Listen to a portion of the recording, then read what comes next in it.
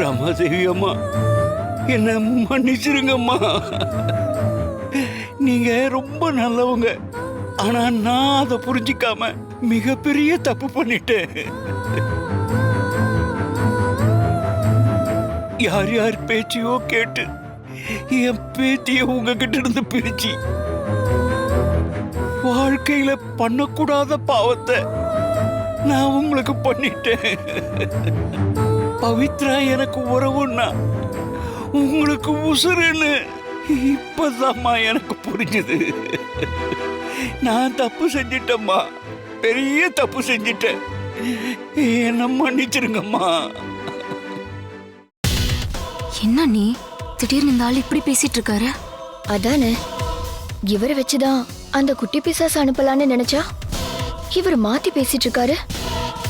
இது சரிப்படாத நீ. பவித்ராவை அனுப்புறதுக்கு இவரை விட்டா வேற வழி இல்லை. வாங்க போலாம். வாங்க வாங்க. எப்ப வந்தீங்க? ஏன் வெளியே நிக்கிறீங்க? உள்ள வாங்க. ஏதாச்சும் சாப்பிடுறீங்களா? இல்லம்மா, இந்த வீட்டுல ஒரு வாய் தண்ணி குடிக்க கூட எனக்கு தகுதி இல்லம்மா. செஞ்ச தப்புக்கு மன்னிப்பு கேட்கத்தான் நான் இங்க வந்தேன். நான் பவித்ராவை இங்கிருந்து கூட்டிட்டு போயிருக்கவே கூடாது. வேணு தம்பியும் பவித்ராவையும் பார்த்து பேசினா போதும். இதுக்கப்புறம் என் கூட பேசி வேற என்ன சாதிக்க போறீங்க?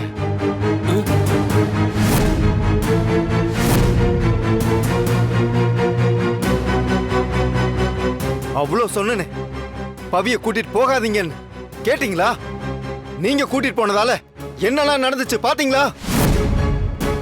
அதுவும் அந்த காயத்ரி சொல்லி கொடுத்ததை கேட்டுக்கிட்டு பவித்ராவை என் அத்தை கிட்ட இருந்து பிரிக்கணும்னு நினைச்சு எப்படி உங்களால இந்த வீட்டு வாசல மிதிக்க முடியுது?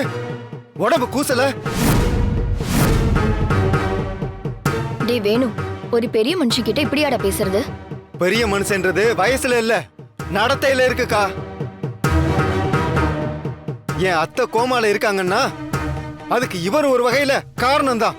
ஐயோ, காயத்ரி நினைச்சத இவர் நடத்தி கொடுத்துட்டாரு. என்ன சித்தப்பா சொல்றீங்க? ஆமா பவி, உன் தாத்தா உன் மேல இருக்கிற பாசத்துல உன்னை கூட்டிட்டு போகல. அவங்க சொன்னதுனாலதான் இவர் செஞ்சிருக்காரு.